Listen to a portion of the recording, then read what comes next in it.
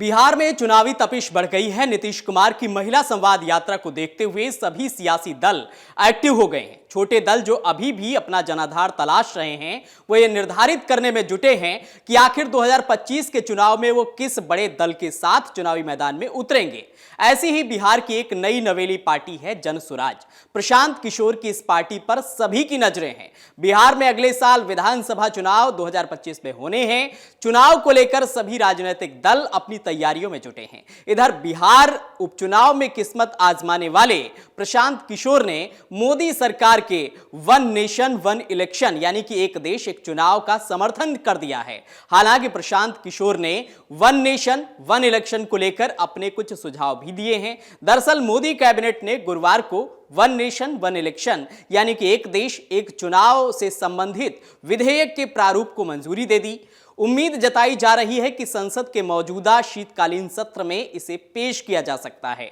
विधेयक को लेकर राजनीतिक बयानबाजी भी तेज हो गई है। एनडीए गठबंधन के दलों ने इसका समर्थन कर दिया है, जबकि विपक्षी नेताओं ने इसका विरोध किया है। चुनावी रणनीतिकार और जनसुराज पार्टी के नेता प्रशांत किशोर ने वन नेशन वन इलेक्शन का समर्थन करते हुए इसे देश के लिए फायदेमंद बताया है।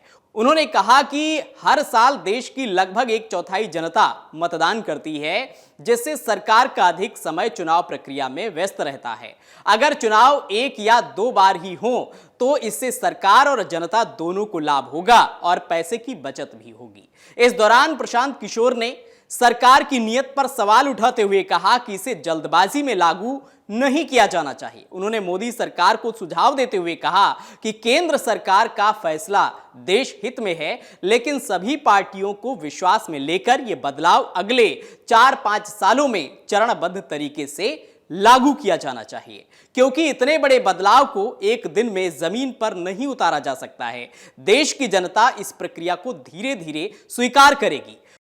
कि अगर सही नियत से इस चीज को किया जाए और एक ट्रांजिशन का फेज हो 4 साल 5 साल का, ताकि सबको उस व्यवस्था में आने के लिए एक समुचित समय मिले, तो ये देश के हित में है। ऐसा इसलिए कि सबसे पहले तो ये देश में पहले लागू था 17-18 साल तक। दूसरा, भारत जैसे बड़े देश में मैं खुद इलेक्शन से जुड़ा रहा हूँ, हर साल 25% भारत का हिस्सा करीब करीब वोट करता है। तो पूरे टाइम सरकार चलाने वाले लोग जो हैं वो इसी चक्र में फंसे रहते हैं, आज यहाँ इलेक्शन आज वहाँ इलेक्शन।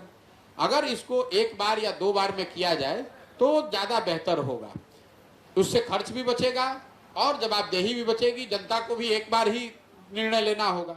राज्यसभा सांसद संजय झा ने भी इस प्रस्ताव का समर्थन किया है। उन्होंने कहा कि संसद और विधानसभा के चुनाव एक साथ होने से खर्च में कमी आएगी और प्रक्रिया सरल होगी। उन्होंने कहा कि सरकार को बिना रुकावट 5 साल काम करने का समय भी मिलेगा, जिससे स्थिरता बनी रहेगी। केंद्रीय मंत्री चिराग पासवान ने वन नेशन वन इलेक्शन को देश के विकास के लिए जरूरी बताया।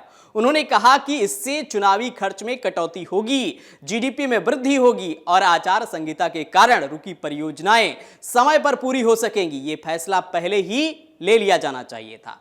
विपक्षी गठबंधन के नेताओं ने इस विधेयक को संघीय ढांचे पर हमला बताया है। उनका कहना है कि यह राज्यों की स्वायत्तता को प्रभावित कर सकता है। तो जहां एक तरफ सत्ता पक्ष वन नेशन वन इलेक्शन के समर्थन में है, तो वहीं विपक्ष के नेता पुरजोर तरीके से इसका विरोध कर रहे हैं। अगर आप ये वीडियो YouTube पर देख रहे हैं तो हमारे चैनल को सब्सक्राइब करें और बेल आइकन को दबाना ना भूलें। अगर आप Facebook पर ये वीडियो देख रहे हैं तो हमारे पेज को लाइक करें।